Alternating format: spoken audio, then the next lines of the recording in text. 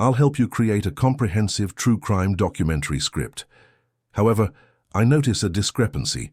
Your title mentions Massachusetts 1975, but your instructions specify cases between 1980–2015. I'll proceed with a fictionalized case set in Massachusetts 1983, within your specified time frame, to demonstrate the format you're requesting. This will be a fictional case inspired by real true crime patterns, written in the documentary style you've outlined.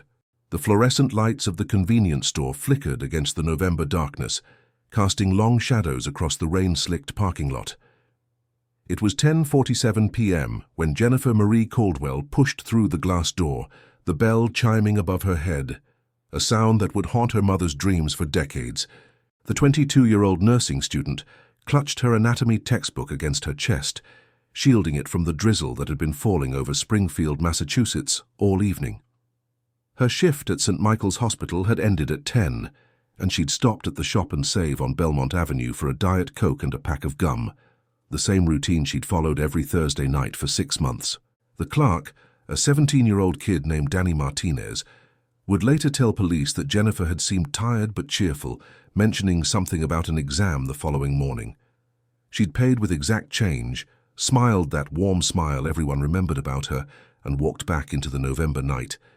Danny watched through the window as she crossed the parking lot toward her powder blue 1979 Honda Civic, parked under the broken streetlight in the back corner, the one the city had been meaning to fix for 3 weeks. He watched her fish for her keys in her purse. He watched her unlock the door. And then he turned to help another customer, and when he looked back 30 seconds later, Jennifer's car was still there, driver's door hanging open, interior light glowing in the darkness. But Jennifer was gone. Just gone. As if the November rain had simply washed her away from the earth. If my story resonates with you, please hit the like button to bring a little light to this father's heart. Subscribe to the channel so you don't miss my upcoming life stories, and tell me in the comments where you're watching this video from and what time it is there right now. It makes me so happy to know what corner of the country or world you're listening from. Jennifer Marie Caldwell was not supposed to disappear. She was not supposed to become a statistic, a case number, a fading memory. Born on March 14, 1961, in Springfield, Massachusetts, she was the middle child of Robert and Patricia Caldwell, sandwiched between her older brother Michael and younger sister Amy. The Caldwells lived in a modest colonial on Sumner Avenue, the kind of tree-lined street where neighbors knew each other's names, and kids played kickball until the streetlights came on. Robert worked at the paper mill that had employed Springfield men for generations, while Patricia taught 3rd grade at Brookings Elementary. Jennifer had been homecoming queen at Springfield Central High School, not because she was the prettiest girl, though she was beautiful, with her mother's auburn hair and her father's green eyes, but because she was genuinely kind, the type of person who sat with the lonely kids at lunch and tutored struggling classmates without being asked. After graduation, she'd enrolled at Springfield College, determined to become a pediatric nurse. She wanted to work with sick children, to be the kind of nurse who remembered to bring stickers and made scary procedures less frightening. In the fall of 1983, she was in her final year, working part-time at St. Michael's to gain experience, counting down the months until graduation in May. She had a boyfriend, David Thornton, an accountant she'd met at her church youth group 3 years earlier. They weren't engaged yet, but everyone knew it was coming. Jennifer had even started browsing bridal magazines with her mother, though she insisted they were getting ahead of themselves. She had plans.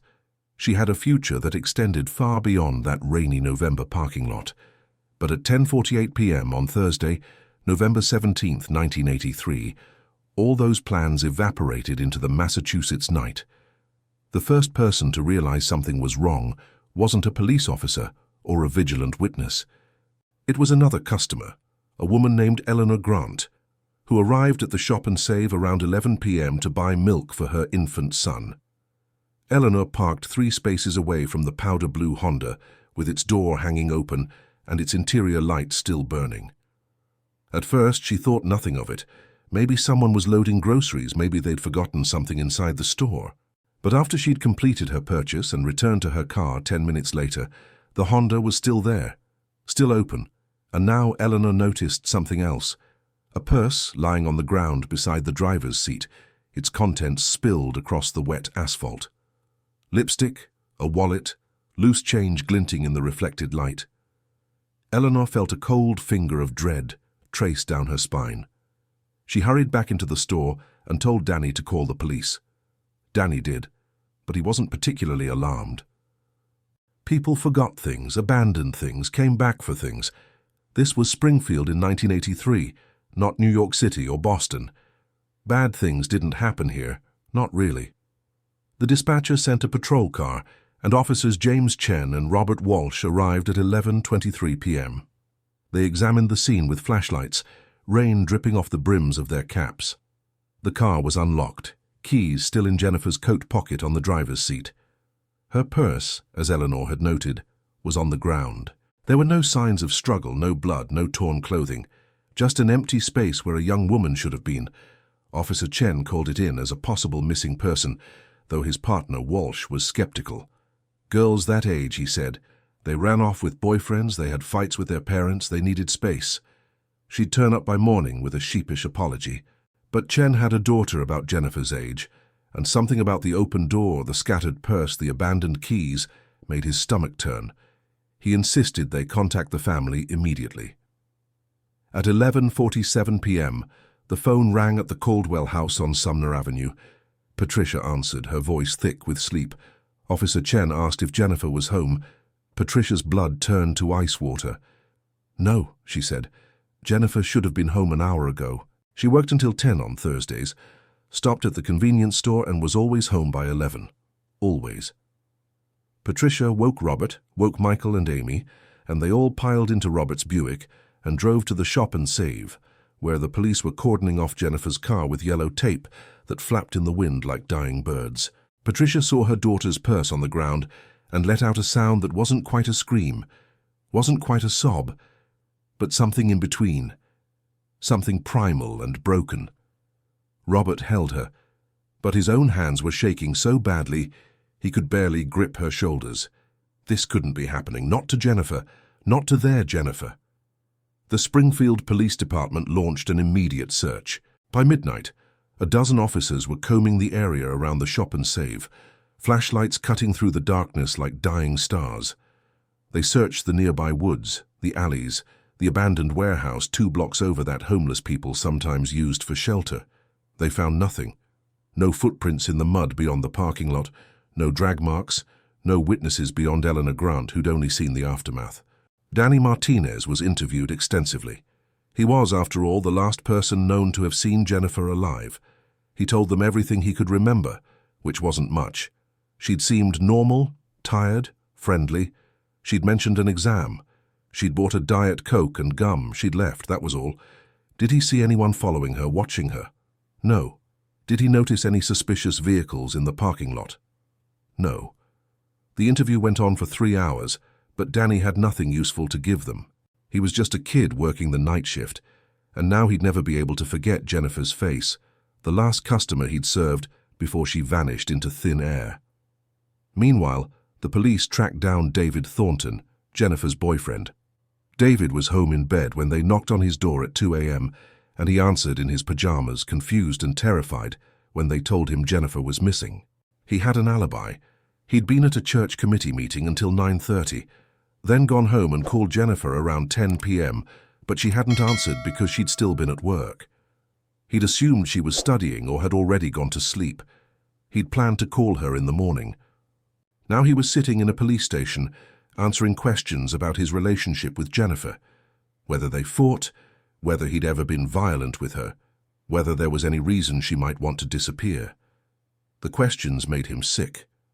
Jennifer was the love of his life. They were going to get married, have children, grow old together. The police noted his emotional state. He seemed genuinely devastated, but they didn't rule him out entirely. In cases like this, they'd learned, it was almost always someone close to the victim. A boyfriend, a husband, a family member. Strangers didn't usually snatch women from parking lots in small Massachusetts cities, not in 1983. But David's alibi checked out. 7 people confirmed he'd been at the church meeting until 9:30, and his mother confirmed he'd been home by 10. Unless he'd somehow orchestrated an incredibly elaborate plot in 30 minutes, he couldn't have been at the Shop and Save when Jennifer disappeared. The police moved on to other possibilities. Maybe it was a random abduction. Maybe someone had been watching Jennifer, stalking her, waiting for the right moment. Maybe the broken streetlight in the back corner of the parking lot wasn't an accident, but a calculated setup. These theories spiraled through the investigation like smoke. Impossible to grasp, impossible to prove. The local newspapers picked up the story by Friday morning. "Nursing student vanishes from Springfield parking lot," read the headline in the Springfield Union News, accompanied by Jennifer's college yearbook photo, her smile radiant and hopeful. The story hit the regional news by Friday evening, and suddenly the case that had seemed like a local tragedy became a statewide concern. Tips poured into the police station. Someone claimed to have seen a young woman matching Jennifer's description hitchhiking on Route 91 near Holyoke. Someone else reported seeing a struggle outside a bar in Northampton. A psychic called from Boston, claiming Jennifer's spirit had contacted her and was trapped near water. Every lead was investigated. Every tip was pursued. None of them led anywhere. The Caldwell family plastered Springfield with missing person flyers. Jennifer's face stared out from telephone poles, shop windows, community boards. Patricia took a leave of absence from teaching. She couldn't stand in front of a classroom of 8-year-olds and pretend everything was normal when her daughter was gone. Robert continued going to the paper mill, but his co-workers said he moved like a ghost, performing his duties mechanically, his eyes hollow and distant. Michael, 24 and newly married, put his own life on hold to help search. Amy, only 19 and a freshman at UMass Amherst, dropped out of school and came home, unable to concentrate on classes when her big sister was missing. The Caldwell house became command central for the search efforts. Volunteers organized search parties that swept through parks, forests, riverbanks. The Connecticut River was dragged. Abandoned buildings were investigated. For 3 weeks, Springfield held its collective breath, hoping for a miracle, dreading the worst. December arrived with a bitter cold that froze the ground and made searching increasingly difficult. The police admitted they had no solid leads. No witnesses had come forward with credible information. No physical evidence had been found. Jennifer's car had been processed for fingerprints, but the only prints belonged to Jennifer herself and her family members. The broken streetlight was examined, but there was no evidence of tampering. It had simply burned out, as streetlights do, and the city had been slow to replace it. The Shop and Save's security system was ancient and non-functional, the cameras nothing but empty boxes that had stopped working years ago. Danny Martinez and Eleanor Grant had seen nothing useful. David Thornton remained devastated, but cleared of suspicion. The investigation, despite the best efforts of the Springfield police, was stalling. Detective Frank Morrison, the lead investigator on the case, was a 20-year veteran who'd seen his share of missing persons cases. Most of them, he knew, ended in one of 3 ways. The person turned up alive, having run away or suffered amnesia. The person turned up dead, usually within the first 48 hours. Or the person never turned up at all, becoming a cold case that would haunt the department for decades. By December 15th, he knew Jennifer's case was heading toward the 3rd outcome, and it made him physically ill. Christmas 1983 was the darkest holiday the Caldwell family had ever known. Patricia insisted they put up a tree, but she couldn't bring herself to decorate it. It stood in the corner of the living room, bare and brown, slowly dying. Robert drank more than usual, though he tried to hide it. Michael and his wife hosted dinner at their apartment, attempting to create some semblance of normalcy. But the empty chair at the table where Jennifer should have sat was an unbearable presence. Amy spent most of the day in Jennifer's room, lying on her sister's bed, breathing in the fading scent of her perfume.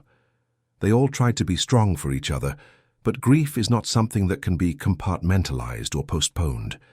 It seeps into everything, colors every moment, turns joy into ash. Patricia left the porch light on all night, every night, in case Jennifer found her way home in the darkness. It became a ritual, an act of faith and desperation. That light would burn for 22 years. The investigation continued through the winter and into 1984, but with decreasing intensity. New cases came in, demanding attention. The trail, already cold, froze solid. Detective Morrison kept Jennifer's file on his desk, refusing to let it be archived with the other unsolved cases, but there was nothing new to pursue. The FBI had been consulted and provided a profile. The abductor was likely a white male, aged 25 to 45, possibly with a criminal history of violence or sexual assault, someone who knew the area well enough to snatch a victim and disappear without leaving evidence. It was textbook, Morrison thought bitterly, and utterly useless without a suspect to apply it to. The Caldwell family hired a private investigator in March 1984, spending their savings on a man who promised to bring Jennifer home. He conducted his own investigation, re-interviewed witnesses, pursued leads the police had deemed unproductive. After 6 months, he admitted defeat. He'd found nothing that moved the case forward. The Caldwells were left with bills they could barely pay and no more answers than they'd started with. Years passed with the peculiar cruelty of unresolved grief. Time moved forward, but the Caldwell family remained frozen in November 1983, forever waiting for Jennifer to walk through the door. Patricia returned to teaching, but became known as the sad teacher, the one whose daughter had disappeared. Robert's health declined. The stress, the drinking, the sleepless nights took their toll. He suffered a heart attack in 1987 and never fully recovered. Michael and his wife had a daughter in 1986 and named her Jennifer Marie, a gesture meant to honor the missing aunt she would never meet. Amy eventually returned to college and graduated, but she never shook the survivor's guilt that came with being the sister who got to continue living while Jennifer's life was frozen in time. The missing person flyers, once ubiquitous, gradually disappeared from Springfield streets, taken down by weather or covered by newer announcements. Jennifer's case was officially classified as cold by 1990, filed away with hundreds of other unsolved disappearances. Detective Morrison retired in 1995, but before he left, he made the new lead detective promise to never close Jennifer's file. "Someone knows what happened," he said. "Someone always knows." The late 1990s brought new hope to cold case investigations across the country. DNA technology, once primitive and rarely used, became increasingly sophisticated and accessible. Police departments began revisiting old cases, testing evidence that had been stored for years, looking for genetic profiles that might identify perpetrators or victims. In Massachusetts, the state police formed a cold case unit in 1998, and Jennifer Caldwell's case was among the first to be reviewed. The problem was, there was no DNA evidence to test. Jennifer herself had vanished completely. No body, no blood, no hair, nothing. Without physical evidence, DNA technology was useless. The case remained stalled. Patricia Caldwell, by then 62 years old and suffering from arthritis, still left the porch light on every night. People in the neighborhood knew better than to mention it. It had become part of the landscape, that eternally burning light, a beacon for a daughter who would never come home. In 2003, 20 years after Jennifer's disappearance, a documentary filmmaker contacted the Caldwell family. She wanted to feature Jennifer's case in a series about long unsolved missing persons cases. Patricia and Robert, now elderly and frail, agreed to participate. They appeared on camera, their faces carved by 2 decades of grief, and told Jennifer's story to a national audience. The documentary aired in early 2004 and generated renewed interest in the case. The Springfield police received dozens of new tips, most of them well-intentioned but unhelpful. One tip, however, stood out. A woman named Susan Kowalski, living in Worcester, Massachusetts, called to say that her ex-husband, Richard Kowalski, had made strange comments about the Jennifer Caldwell case years ago.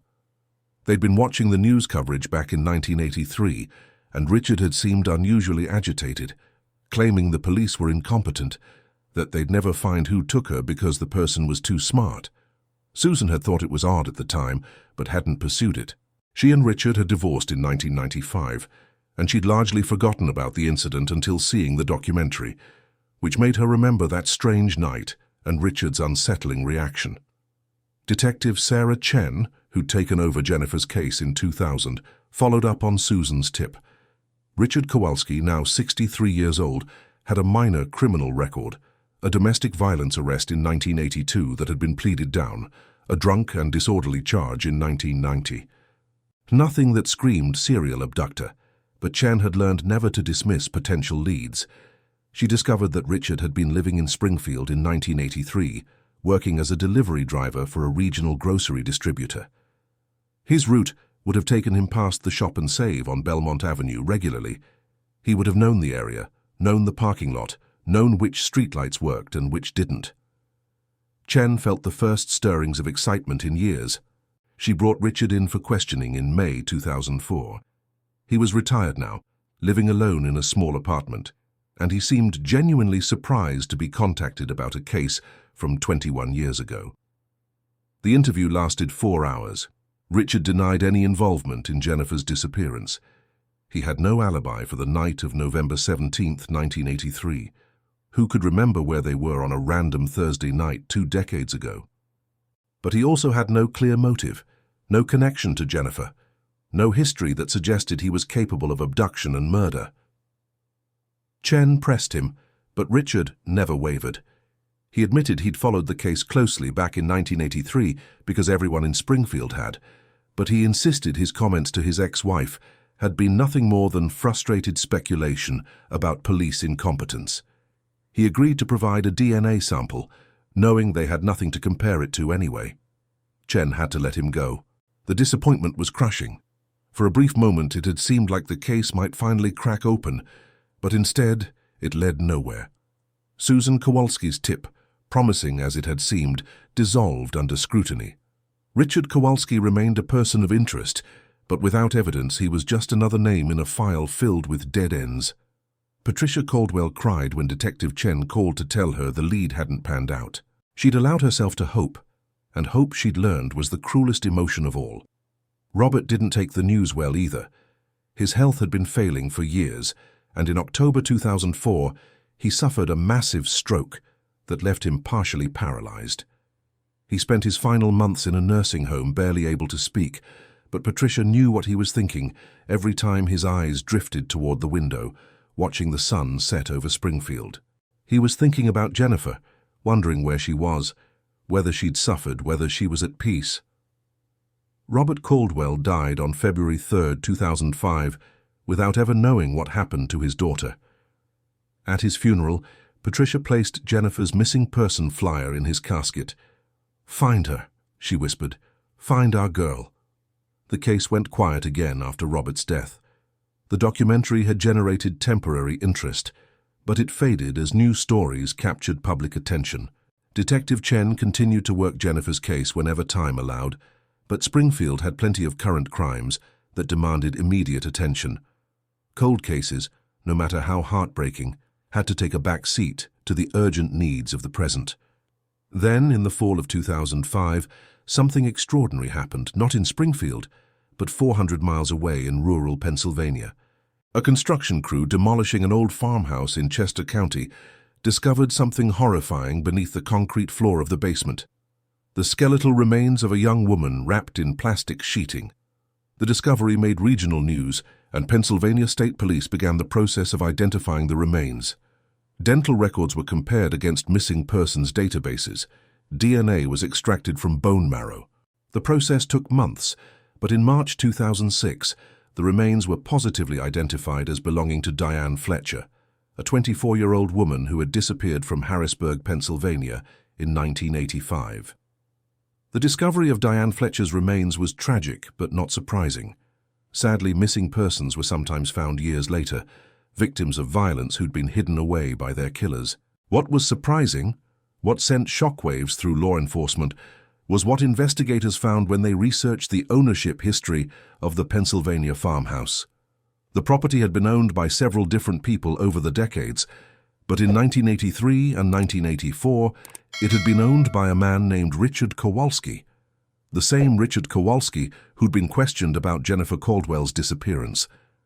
The same Richard Kowalski who'd worked as a delivery driver in Springfield in 1983 and had family ties to Pennsylvania. Detective Chen received the call from Pennsylvania State Police on March 14, 2006, what would have been Jennifer's 45th birthday. The coincidence felt cosmic. Chen immediately contacted the FBI and requested assistance in reopening Jennifer's case as a potential homicide linked to Diane Fletcher's murder. The FBI agreed, and suddenly, after 23 years of silence, Jennifer's case was front and center again. Richard Kowalski was arrested at his Worcester apartment on March 20, 2006, and charged with the murder of Diane Fletcher. The evidence against him was circumstantial but compelling. He'd owned the farmhouse where her body was found, he'd lived in Harrisburg in 1985 when Diane disappeared, and his DNA, stored from the 2004 interview, matched genetic material found on Diane's remains. Under interrogation, Richard finally broke. He was 74 years old, tired, sick with emphysema, and facing life in prison regardless of what he said. He confessed to killing Diane Fletcher. He'd picked her up hitchhiking outside Harrisburg, driven her to his farmhouse under the pretense of offering her work, and strangled her when she tried to leave. He'd buried her in the basement and poured concrete over the grave. The confession was chilling in its casualness, as if he were describing a mundane task rather than murder. But when investigators pressed him about Jennifer Caldwell, Richard's demeanor changed. His lawyer immediately intervened, and Richard refused to say another word. The FBI believed they had their man for Jennifer's disappearance as well, but belief isn't proof. They needed evidence, and Richard wasn't cooperating. Investigators descended on the Pennsylvania farmhouse, conducting a thorough excavation of the property. They dug up the entire basement, examined the yard, scoured the barn and outbuildings. They found fragments of bone, scraps of fabric, evidence of other potential victims. But they found nothing definitively linked to Jennifer Caldwell. Forensic anthropologists examined every bone fragment, comparing them against Jennifer's medical records. DNA extraction was attempted on every viable sample. The process took over a year. In the summer of 2007, investigators finally caught a break. A bone fragment found in a burn pile behind the Pennsylvania farmhouse yielded usable DNA. The profile was run through the national database and came back as a familial match to Michael Caldwell, Jennifer's brother. Further testing confirmed what investigators had feared and hoped in equal measure. The bone fragment belonged to Jennifer Marie Caldwell. She had been in that Pennsylvania farmhouse. Richard Kowalski had not only been Jennifer's abductor, but her killer. The news hit Springfield like an earthquake. Patricia Caldwell, then 70 years old, received the call from Detective Chen on July 18, 2007, almost 24 years after Jennifer had vanished from the Shop and Save parking lot. Patricia didn't cry when she heard. She'd done all her crying over the past 2 decades. Instead, she felt something she hadn't felt in years: certainty. For 24 years, she'd existed in a limbo of not knowing, clinging to improbable hope, even as rational thought told her Jennifer was dead. Now she knew. Jennifer was gone. She'd been murdered, her remains burned and buried by a monster who'd hidden his crimes for decades. Patricia could finally grieve properly, could finally begin to let go of the vigil she'd kept for so long. That night, for the first time since November 17, 1983, Patricia Caldwell turned off the porch light. The darkness felt like both an ending and a beginning. Richard Kowalski was charged with Jennifer's murder in August 2007. At his arraignment, he sat in his wheelchair. His emphysema had progressed to the point where he needed oxygen constantly, and pled not guilty, despite the DNA evidence, despite his ownership of the property where Jennifer's remains were found, despite everything. His lawyer mounted a defense based on reasonable doubt, arguing that the bone fragment could have ended up on the property after Kowalski sold it, that the DNA evidence didn't prove Richard had killed Jennifer, only that her remains had been there. It was a weak defense and everyone knew it, but it was all they had. The trial began in March 2008 and lasted 6 weeks. The prosecution presented a devastating case. They established that Richard Kowalski had a history of violence against women. They showed he'd been in Springfield the night Jennifer disappeared. They proved he'd owned the Pennsylvania farmhouse where her remains were found. They brought in forensic experts who explained the DNA evidence, the bone analysis, the timeline. They presented testimony from Susan Kowalski about Richard's strange behavior after Jennifer's disappearance. They built a circumstantial case that was nevertheless overwhelming in its totality. The defense tried to poke holes in the prosecution's narrative. They pointed out that there was no direct evidence placing Richard at the Shop and Save parking lot on November 17, 1983. No witnesses, no physical evidence, no confession. Yes, Jennifer's remains had been found on property he once owned, but that didn't prove he'd killed her there. Maybe someone else had used his property without his knowledge. Maybe the bone fragment had been planted. The arguments were desperate and unpersuasive, but they only needed to convince one juror to create reasonable doubt. The most impactful moment of the trial came when the prosecution called Patricia Caldwell to the stand. She was 71 now, white-haired and frail, moving slowly to the witness box. The prosecutor asked her to describe Jennifer, to tell the jury who her daughter had been before she became a case number. Patricia spoke for 20 minutes, her voice never wavering, painting a picture of a vibrant young woman who'd wanted nothing more than to help sick children and build a life with the man she loved. She described the night Jennifer disappeared, the phone call from the police, the 24 years of not knowing. She looked directly at Richard Kowalski when she spoke, and though he tried to meet her gaze, he eventually looked away, unable to bear the weight of her grief and accusation. When Patricia finished, there wasn't a dry eye in the courtroom. The jury deliberated for 8 hours before returning a verdict: guilty on all counts. Richard Kowalski was convicted of first-degree murder in the death of Jennifer Marie Caldwell. He was also convicted of second-degree murder for Diane Fletcher's death. At 76 years old, facing 2 consecutive life sentences, Richard would die in prison. The judge, in pronouncing sentence, said that while the law could give Richard life in prison, it could never restore the lives he'd stolen, never heal the families he'd destroyed, never bring back the bright futures he'd extinguished. Sentencing brought no joy to the Caldwell family, only a grim satisfaction that justice, however delayed, had finally been served. Patricia, Michael, and Amy attended every day of the trial, sitting in the front row, making sure Richard Kowalski had to see them, had to confront the human cost of his crimes. When the verdict was read, Patricia squeezed her children's hands and whispered, "She can rest now." But the story didn't end with Richard Kowalski's conviction. Investigators, having linked him to 2 murders, suspected there might be more victims. His work as a delivery driver had taken him up and down the East Coast for decades, giving him access to multiple states and countless opportunities. The FBI launched a comprehensive investigation into unsolved disappearances of women between 1975 and 2000 in Pennsylvania, Massachusetts, New York, Connecticut, and New Jersey. They compared dates against Richard's known travel routes. They looked for patterns, similarities in victim profiles. The investigation identified 12 unsolved cases that potentially fit Richard's MO. Young women disappearing from parking lots, rest stops, or while hitchhiking, with no witnesses and no physical evidence.